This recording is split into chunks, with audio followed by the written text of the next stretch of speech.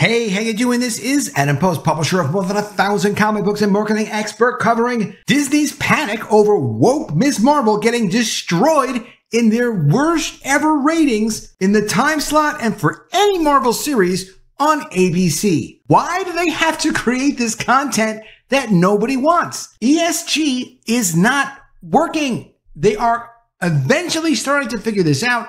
It's taking them a while. Bud Light has helped move the needle and helped companies, even BlackRock, to understand you can't keep pushing ESG because investors will not have it. Disney's stock is in terrible trouble. Even BlackRock is in trouble and are turning this around. Let's get into the story. Before we do, please be sure you are subscribed to the channel. Click the bell for notifications. Give me a thumbs up. I really appreciate you guys. Coming from the great cosmic book news, Ms. Marvel's huge failure on ABC is worse than their Inhumans series. The evidence keeps mounting that no one wants Kamala Khan forced into their comics, their TV shows, their video games, their movies, their anything. Nobody asked for this character. This character is a fat teenage girl that doesn't have any kind of legitimate following. The idea was create a superhero character that fat girls would like, I guess.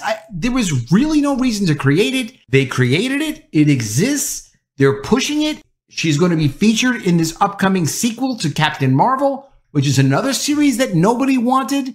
But they figured, you know what? We can just push this because we get to say what is a good Marvel property. And if we put it in the comics, we can always say, hey, it was in the comics, so now it can be in TV shows. Now it can be in films. We're going to push this, but it doesn't work. Woke does not work. If Disney and Kevin Feige were hoping for a big boost for the Marvels, the new upcoming movie, by airing the Ms. Marvel series on ABC starring Imam Vellani, it backfired. This is not a bad idea. Marvel already had the series done. They can recoup some costs by taking the Ms. Marvel Disney Plus series, put it on ABC. The problem is, none of these good ideas are actually good ideas when you're producing content that almost literally nobody actually wants. Yes, there are some people, and I've read about this, who are Muslims that saw the series and said, hey, it's great to see the representation. I saw some of that. And there are some people. It's not enough people. And it's also not fitting what the Marvel brand is. Superheroes are superheroes. Ms. Marvel is not a legitimate superhero. When we produce content, and I include myself in this because I've published more than 1,000 comics. I'm working on some new comic series now. You've got to contemplate what the market actually wants, not what's either missing in the market or what you'd like the market to actually be. You can't just create the content that you want to see in the world and have people pay for it and accept it, especially not with existing brands. You can do that on a very small basis. You can have background characters. You can have supporting characters. You can have a character in an anthology, collected different ideas. You can do things in the background and hope to get a good consumer response. You can't just try to have some sort of a revolution, throw out all the things that people actually want, and then substitute what people actually want for content they don't want and that nobody's asked for. You do not have the luxury of doing that, regardless of what your gender is, regardless of what your motives are, regardless of what you want to have happen. You can't do that at the expense of customers and investors. If you do it, you will be punished like Disney's been punished in the stock price, like they're getting punished with terrible movie receipts, and like what's happened with Bud Light and what's happened with Target. You can't just have motives and replace those motives with serving customer interests. That is not marketing. It is not content creation. That is what you do when you're in elementary school and you draw a picture that you like and you come home and you show it to mom and she puts it on the refrigerator and she's just glad because you did it. That's not serving a market. And that's why they're getting obliterated in the marketplace. Bud Light, Target, Disney, other goofballs trying this stupid, indulgent way of doing business. Just like on Disney Plus, Ms. Marvel is a huge failure for network TV and suffered the worst ratings in the time slot and the worst ratings of any Marvel show on ABC. Disney announced back in July that Ms. Marvel would make its network debut in August ahead of Ms. Marvel's theatrical debut in the Ms. Marvels on November 10th. And worth mentioning is that Ms. Marvel is also the first MCU series to air on network TV, but the series happens to be a huge bust on ABC. Ms. Marvel ratings are also a disaster on Disney+.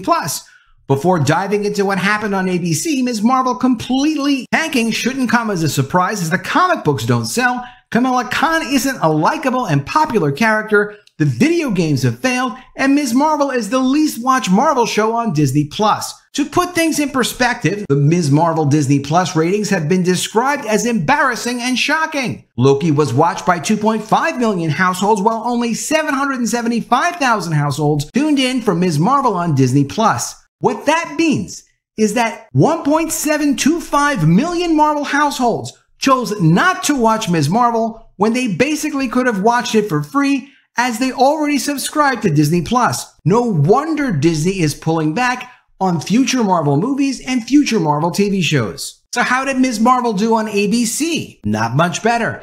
ABC aired the first 3 episodes of Ms. Marvel on August 5th and the final 3 episodes on August 12th from 8 p.m. EST to 11 p.m. EST. We see there was a huge dip from the first episode to the 3rd episode airing, which means viewers turned off Ms. Marvel and watched something else or had something better to do, or just went to sleep. On the first night, August 5th, Ms. Marvel lost 118,000 viewers. The good news for the second airing is that 910,000 viewers tuned in to watch episode 4. However, by the end of the night, Ms. Marvel had lost nearly 300,000 viewers. How about looking at Ms. Marvel versus other shows in the same time slot? When you look at that, Ms. Marvel got destroyed. A week prior, July 29th, the UFC prelims and a repeat of America's Got Talent absolutely crushed Kamala Khan. A week prior to that, on July 22nd, repeat episodes of Shark Tank also crushed Ms. Marvel. The week following the Ms. Marvel episodes on August 19th again sees Shark Tank on top. ABC was better off repeating episodes of Shark Tank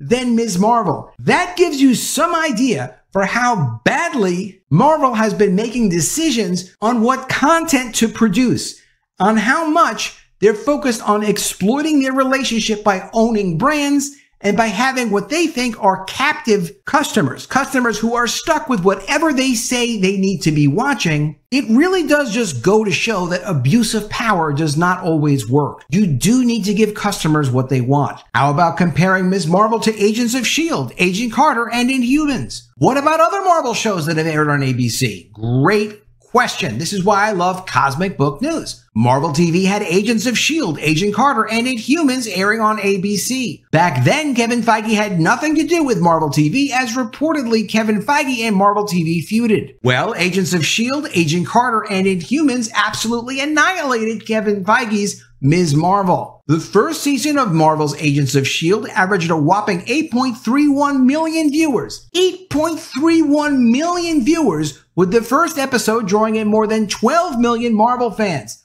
By the end of the series, season 7 was still getting nearly 1.5 million viewers, much higher than Ms. Marvel. What about Agent Carter, which only lasted 1 season and was canceled? 6.91 million viewers tuned in for the first episode, with over 4 million for the final episode. The disaster known as Inhumans was also better. Inhumans, which is one of the worst Marvel TV shows of all time, saw 5.58 million viewers tune in for the first episode and dropped to 3.36 million with its final episode. You have to bet Kevin Feige would kill for those numbers now. Disney had this idea, and other companies did as well, that if they turn their company over to the woke agenda, the ESG agenda, which is of course now falling apart because even BlackRock is going against the ESG agenda, that somehow things would all just turn out. That customers, viewers, people that consume their entertainment were just dummies, and as long as they slapped a Marvel logo on it,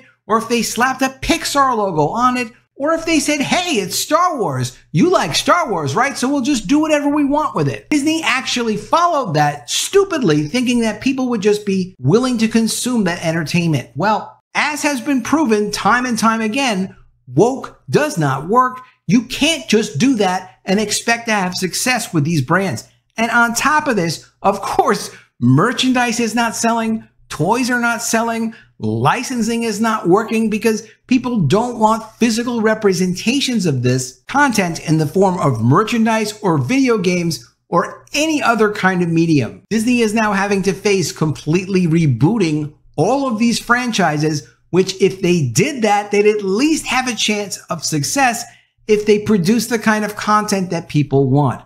Although nobody trusts Disney anymore, and until they stop producing stupid things like this, and until they stop destroying classics like they're currently doing with Snow White, they're not going to be able to rebound. Let me know what you think of all this in the comments below. Always love to see your ideas. Please be sure you are subscribed to the channel. Click the bell for notifications. Give me a thumbs up, and I'll see you again soon with another video. And if I don't see you, I will miss you.